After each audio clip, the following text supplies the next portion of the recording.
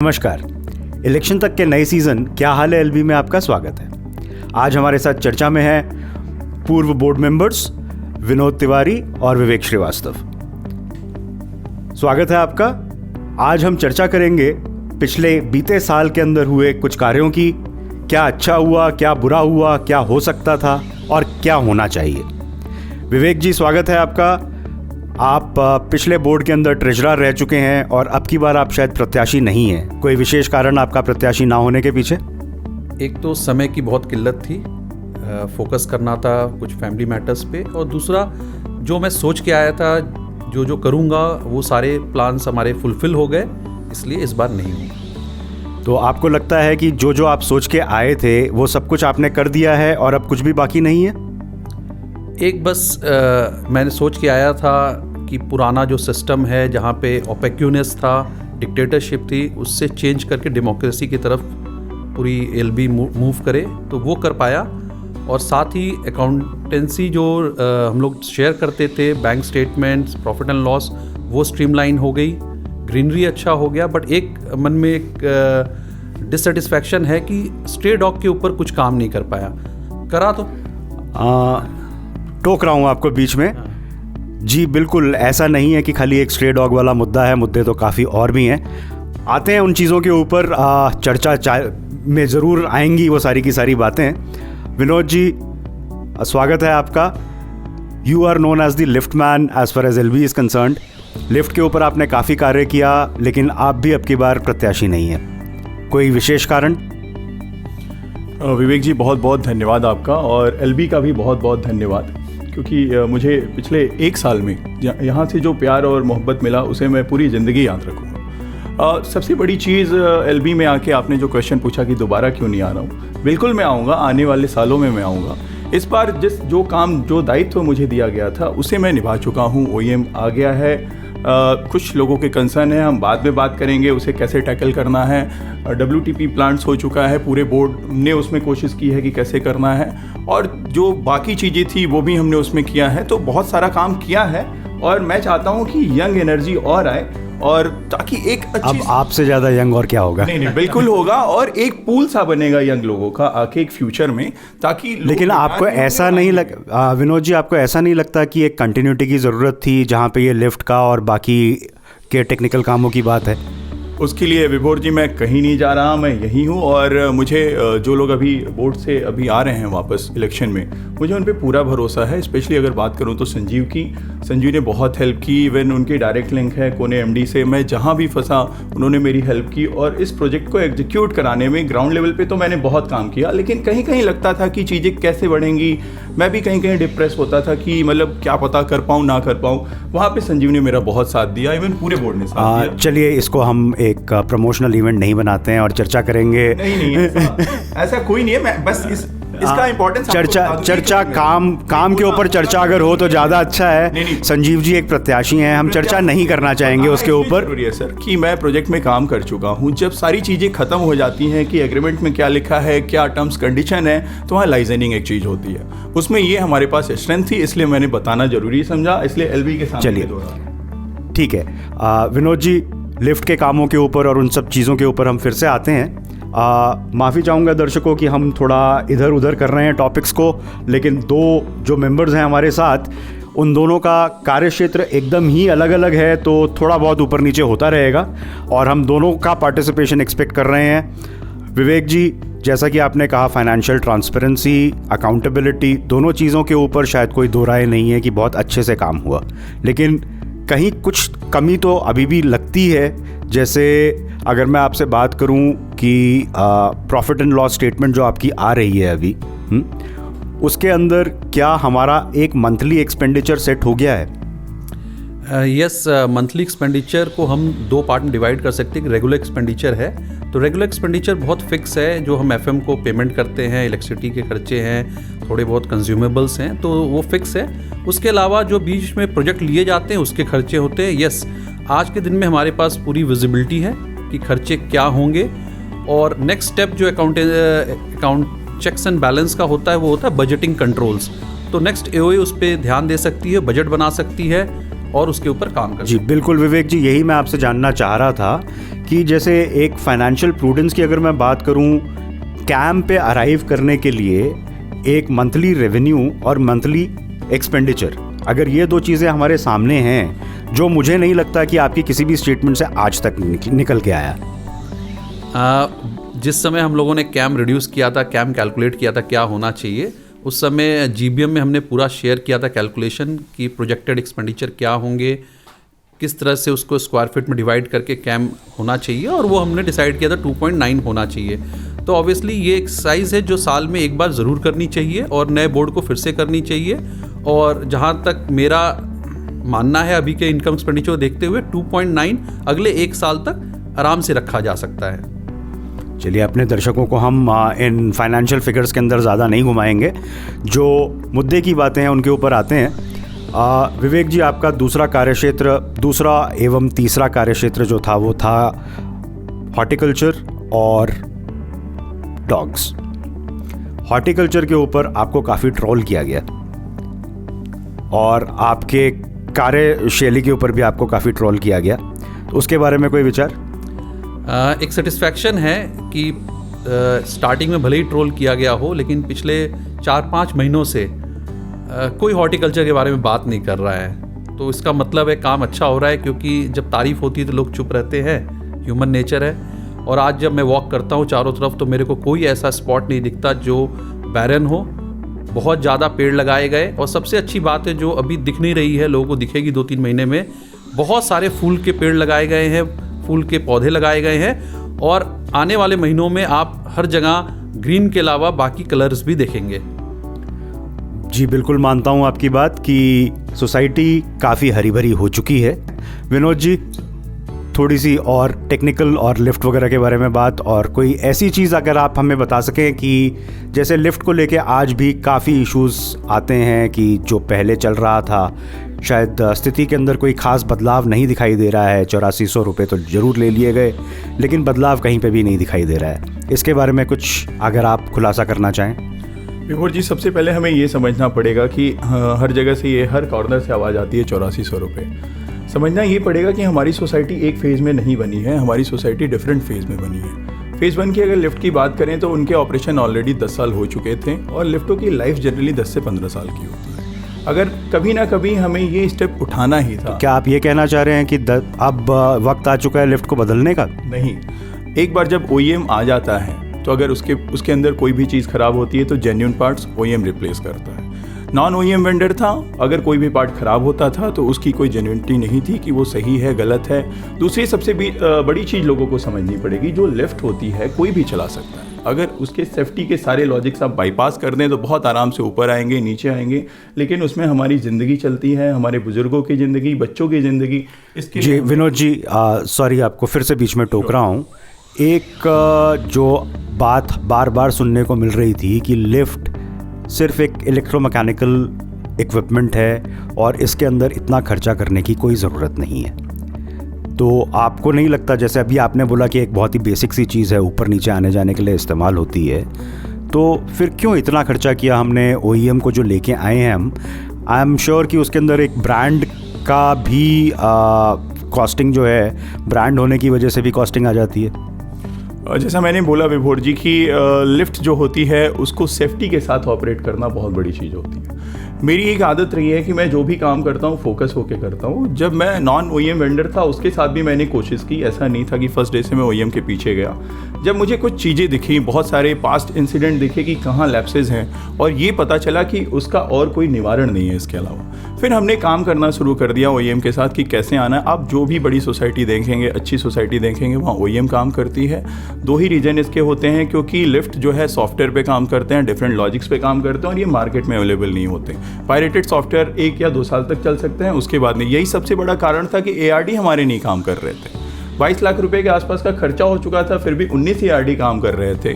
OEM के आने के बाद आज की डेट में हर टावर के अंदर, हर लिफ्ट के अंदर सारे ARD काम कर रहे हैं। मैं 2 शब्द बोलना चाहूँगा इसमें। लिफ्ट के बारे में विनोद तिवारी से अच्छा कोई नहीं जानता, बट एक जो सेटिस्फैक्शन मेरे को है, और अभी बोर्ड से हट के भी रहेगा, कि जब हम CMC दे दिए, CMC कोने से CMC स्टार्ट हो गया, कम्प्रिहेंसिव मेंटेनेंस कॉन्ट्रैक्ट, कि आगे से जो भी खर्चा आएगा इसमें फ्यूचर में, क्योंकि मशीन पुरानी हो चुकी है, खर्चे आते रहेंगे, वो खर्चे हमें करने की ज़रूरत नहीं है, वो खर्चा आप कोने करेगा। कोने को हम सिर्फ मेंटेनेंस चार्ज जो कॉन्ट्रैक्चुअल है वो पे करेंगे। जबकि पहले ऐसा था एफटीए के साथ, उसको एक एएमसी था, एनुअल मेंटेनेंस कॉन्ट्रैक्ट था, उसके अंदर देते, तो उसमें हर साल हम फ्यूचर अगर एफटीए के साथ कंटिन्यू होते तो हर साल 2-3 करोड़ हम खर्चा करते और उस पे बावजूद रोते रहते। जबकि कोने के साथ क्या हुआ कि एक बार 3.25 करोड़ करीब खर्चा हुआ है पुराने लिफ्टों को दुरुस्त करने के लिए, और फ्यूचर में हमें कोई खर्चा करने की लिफ्ट पे ज़रूरत नहीं है, क्योंकि अब वो सीएमसी के अंडर में है। और एक चीज़ विभोर जी मैं स्पष्ट करना चाहूँगा, सबकी कंप्लेन है कि लिफ्ट के अंदर ऑपरेशन सही नहीं है, तो मैं आपको विश्वास दिलाता हूँ अपनी तरफ से, आने वाले समय में आप, बल्कि हम अभी से डेटा शेयर करने जा रहे हैं कि आने वाले 2-3-4 महीनों में आप पाएंगे कि ऑपरेशन एकदम ही स्मूथ है। आगे के भी प्लानिंग है कि आगे जो उसका कम्युनिकेशन सिस्टम है, अगर कोई लिफ्ट के अंदर इंट्रैपमेंट है और गार्ड से बात करना चाहते हैं, वो डिवाइसेज उसमें काम करेंगी, अनाउंसमेंट सिस्टम काम करेगा कि फर्स्ट फ्लोर आ गया, सेकेंड फ्लोर आ गया। ये सारी चीज़ें बिना OEM के नहीं हो सकती थी। और सबसे बड़ी चीज़ ये मान के चलिए कि हम लोग एक सेफ लिफ्ट में ट्रेवल कर रहे हैं। बहुत बढ़िया। विनोद जी, आपने अपनी तरफ से जो बेस्ट पॉसिबल सोल्यूशन था वो दिया। विवेक जी, सवाल आपसे है कि ये जो 8400 रुपये लगे लिफ्ट को दुरुस्त कराने के लिए, OEM को लेके आने के लिए, क्या ये कैम में से मैनेज नहीं हो सकते थे? ये अलग से क्यों लिए गए? क्या ये एक बेंचमार्क नहीं सेट करता आने वाली AOA के लिए कि जब भी कोई बड़ा काम करना हो तब एक अलग से कलेक्शन किया जाए? बड़ा काम अगर है और हमारे जो कैम के अंदर नहीं आ रहा है, कैम में जो हम लोग कलेक्ट कर रहे हैं उसमें, जैसा कि पिछले 1 साल से मैं अकाउंट स्टेटमेंट्स शेयर कर रहा हूँ, किसी महीने 25 लाख की सेविंग है, किसी महीने 15 लाख की सेविंग है। तो एक तो ये है कि हम इसको इकट्ठा करें, इकट्ठा करके 4 साल वेट करके फिर कोई बड़ा खर्चा करें। लेकिन लिफ्ट में ऐसा हमारे पास ऑप्शन नहीं था। लिफ्ट बहुत ही ज़्यादा लाइफ थ्रेटनिंग एक इशू था जिसको कि हमें इमीडिएट एक्शन लेना था, और साथ ही कोने इसको लेने के लिए रेडी नहीं थी। अगर हम 4 साल वेट करते, लिफ्ट की हालत और ख़राब हो चुकी होती। एफटीए बहुत सारे डुप्लीकेट पार्ट्स लगा के वो उस लिफ्ट को कोने का मतलब कोने लिफ्ट रह नहीं जाती। और कोने कभी भी, ये बात बहुत क्लियर हो गई थी हमारे निगोसिएशन में, कोने इंटरेस्टेड नहीं थी इस साइट को लेने के लिए आज भी। और 3 साल बाद अगर हम सोचते इसको हम कोने को देते तो वो तो पॉसिबल ही नहीं था। Only solution would have left that कि 3-4 साल बाद हमें लिफ्ट बदलनी पड़ती। जी, काफ़ी हद तक आपसे सहमत हूँ मैं इस बात को लेके कि भाई एक इमरजेंसी वाली सिचुएशन के अंदर जब आपके अकाउंट्स के पास कहीं पे भी कोई भी फंड नहीं था, तब ये शायद ठीक था आपका डिसीजन। लेकिन क्या हम फ्यूचर के लिए कह सकते हैं कि एक फ़ंड बन चुका है जिसमें पैसे जा रहे हैं, जिसको कि सिंकिंग फ़ंड कहा जाता है, जिसके ऊपर काफ़ी गोल गोल घुमा फिरा के काफ़ी बातें हो चुकी हैं पिछले 2 बोर्ड्स के अंदर? तो इसके बारे में थोड़ी सी अगर क्लैरिटी मिले सिंकिंग फ़ंड को लेके तो। रेगुलर खर्चे के अलावा जो पैसे बच रहे हैं हर महीने, उसको हम मान सकते हो हमारी सेविंग है, और जो कि स्पेशल प्रोजेक्ट्स और स्पेशल रिपेयर मेंटेनेंस में यूज़ होना चाहिए। इस साल में टोटल सर फिर गोल गोल बात है, क्या ये सिंकिंग फंड है या नहीं है? हाँ टेक्निकली अगर बोला जाए, सिंकिंग फंड वो होती है जिसको कि मैं अलग करके रख दूं और वो अलग अकाउंट में रहे। तो ये अलग अकाउंट में नहीं है, ये पैसे करंट बोर्ड के पास ही होते हैं। इस साल 1 करोड़ 15 लाख की पूरी सरप्लस थी हमारे पास, जो हमारे को इस साल के पूरे ऑपरेशंस मिला, और 1 करोड़ 15 लाख जो बचे उसको खर्चा किया गया। एक तो 60 लाख हमने खर्चा किया स्टेट कोने वाले फंड पे, कोने को दिया, और बाकी WTP पे 42 लाख खर्चे हुए।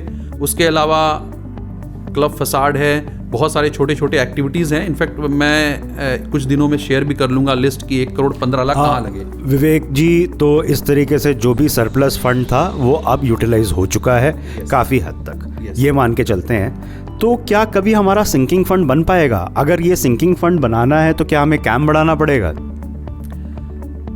सिंकिंग फंड जो कॉन्सेप्ट है, लीगल में जो है वो ज़्यादा अच्छे से बता सकते हैं, बट एज ए लेमैन मैं ये बोलूँगा सिंकिंग फंड ये होता है कि एक फ़ंड में अलग से उसको सेपरेट FD करके रख दिया, जो कि हम लोगों ने फ्लैट खरीदते वक्त बिल्डर को दिया है, FMS, और वो पैसा यूज़ होता है जब स्ट्रक्चरली पूरी बिल्डिंग फिर से बनानी पड़ती है।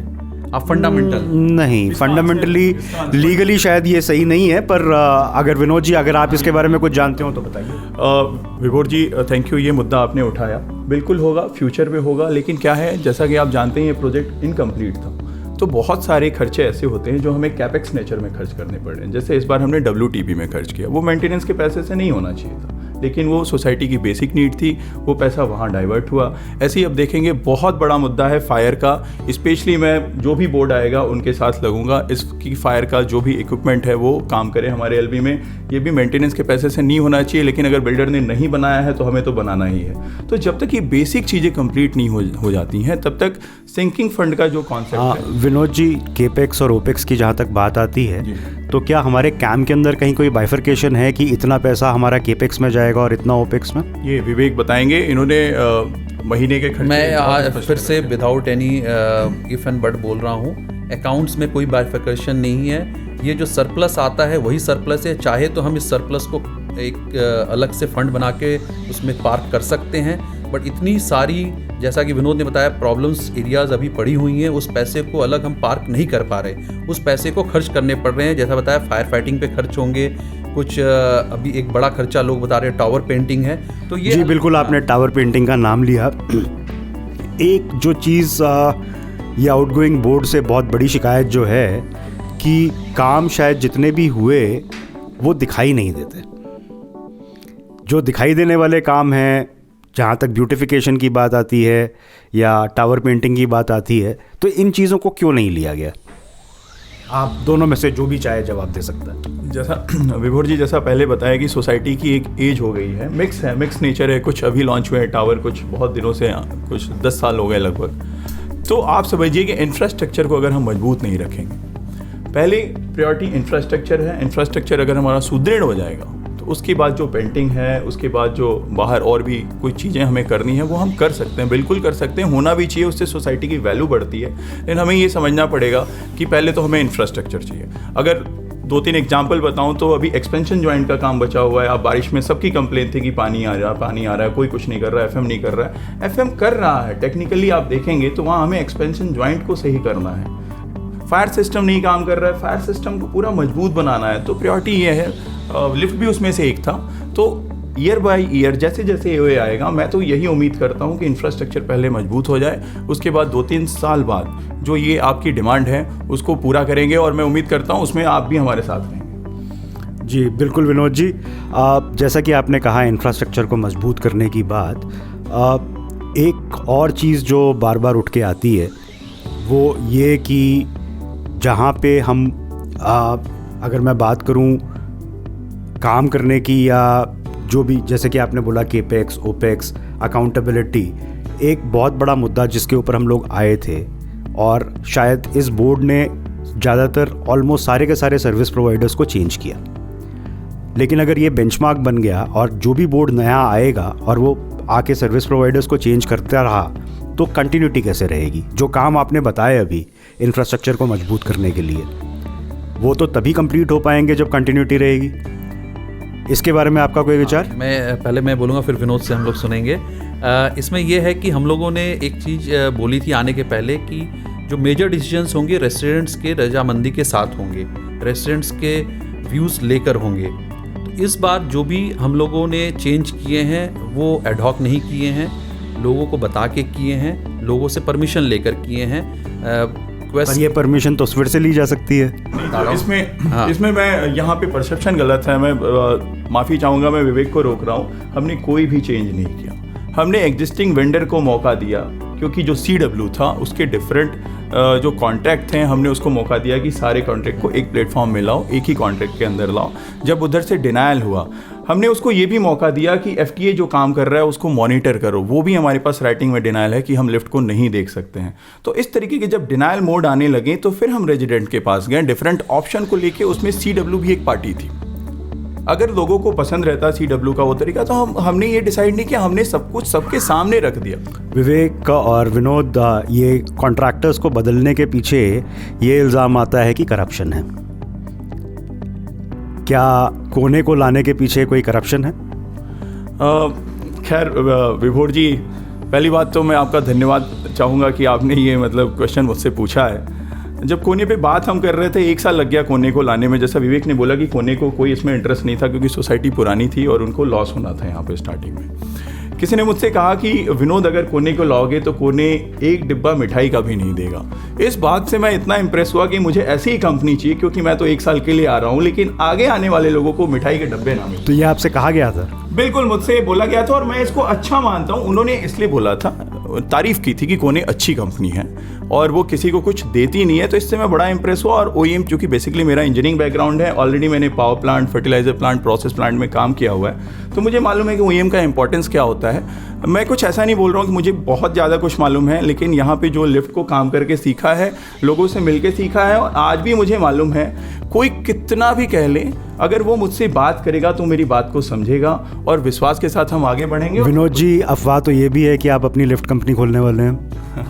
नहीं, मैं इफ़को में काम करता हूँ और हमारी एक किसानों की संस्था है, मैं उसी में काम करता रहूँगा। और इवन आप देखेंगे तो मेरे पास अभी गाड़ी भी नहीं है, मैं आपको बता दूँ, मैं टैक्सी में चलता हूँ, ओला उबर में। तो ये एक बहुत कॉमन चीज़ हम लोग पता चला बोर्ड बनाने के बाद, कि एक कॉमन चीज़ पता चली, विनोद और मैं दोनों ही किसानों से जुड़े हुए हैं। तो किसान आंदोलन के बारे में भी बात कर ली जाए फिर अब थोड़ी सी। चलिए, किसान आंदोलन के बारे में बात नहीं करेंगे हम। बहुत अच्छा लगा आप दोनों से बात करके, काफ़ी कुछ जानने को मिला हमें। आशा करते हैं कि हमारे दर्शकों को भी इस वार्ता करने से पहले हम बोर्ड की कुछ वर्किंग बताना चाहें, जो थोड़ा अभी काफ़ी मतलब हैवी हो गया है, थोड़ा सा लाइट करते हैं। बोर्ड एक ऐसा प्रोसेस है जो 24/7 काम करता है, आप सबको समझना पड़ेगा। कुछ लोग रात के 1-2 बजे काम करते हैं, कुछ लोग सुबह 5 बजे उठ के काम करते हैं, कुछ लोग ऑफिस से बंक मार के दोपहर में काम करते हैं। तो आपको ये समझना पड़ेगा, जो भी जीते, जो भी बोर्ड में आए, वो एक्स्ट्रा दे रहा है, वो अपने पैशन से दे रहा है, पैशन से यहाँ काम कर रहा है, सोसाइटी के लिए कर रहा है, तो आपको उसका साथ देना पड़ेगा, ट्रस्ट के साथ चलना पड़ेगा।